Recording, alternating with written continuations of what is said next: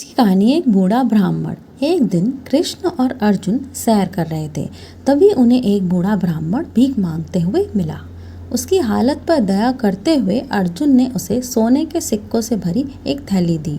वह आदमी बहुत खुश हुआ, पर घर जाते समय जंगल में एक चोर ने उसे लूट लिया।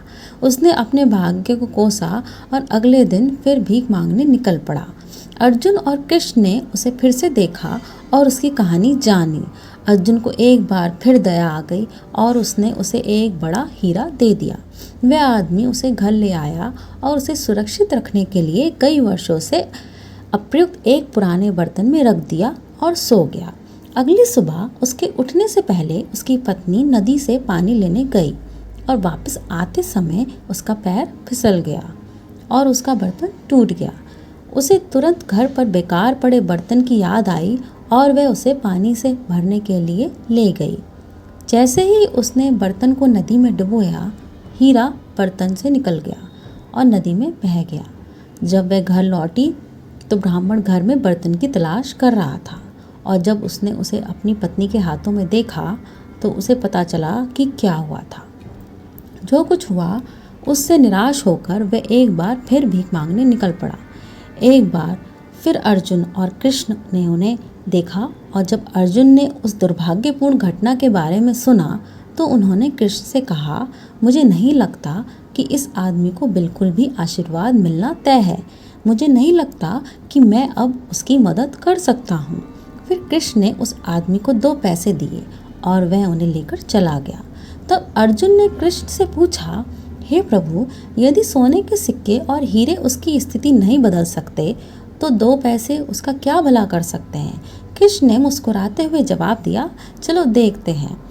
फिर वह आदमी अपने घर जा ही रहा था कि उसे एक मछुआरे द्वारा पकड़ी गई मछली तड़पती हुई दिखाई दी। तब उसने सोचा कि इन 2 पैसों से मैं भोजन तो नहीं कर पाऊंगा, लेकिन इन 2 पैसों से इस मछली की जान बचा सकता हूँ। तो उसने वह मछली खरीद ली और उसे वह नदी में फेंकने ही जा रहा था तो उसने देखा कि मछली के गले में कुछ फंसा हुआ है। तो उसने उसके गले में से निकालने की कोशिश की तो उसे वही हीरा मिला जो नदी में बह गया था। वह बहुत खुश हुआ और चिल्लाने लगा, देखो मुझे क्या मिला, देखो मुझे क्या मिला। उसी समय जंगल में जिस चोर ने उसे लूटा था वह उधर से गुजर रहा था और उसने उसकी चिल्लाने की आवाज़ सुनी। उसने उस आदमी को पहचान लिया और सोचा कि वह आदमी भी उसे पहचानता है और इस तरह चिल्ला रहा है। उस आदमी को लगा कि मुझे पकड़वाने के लिए चिल्ला रहा है। वह उसके पास गया और उससे क्षमा मांगी और उससे चुराए गए सभी सोने के सिक्के वापस कर दिए। ब्राह्मण खुश हुआ और अपना सारा धन लेकर खुशी खुशी चला गया। वह घटनाओं का विवरण देने के लिए सीधे अर्जुन के पास गया और उसकी सभी मदद के लिए उसे धन्यवाद दिया और चला गया। तब अर्जुन ने कृष्ण से पूछा, हे प्रभु, ऐसा कैसे हुआ कि मेरा सोना और हीरा उसकी मदद नहीं कर सका लेकिन आपके 2 पैसों ने कर दिया।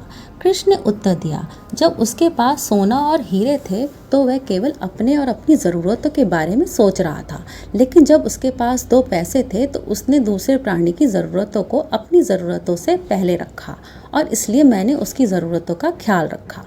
सच तो ये है कि हे अर्जुन, जब आप दूसरे के दर्द और ज़रूरतों के बारे में सोचते हैं और उनकी मदद करने के लिए काम करते हैं तो आप भगवान का काम कर रहे हैं और इसलिए भगवान स्वयं आपकी देखभाल करते हैं।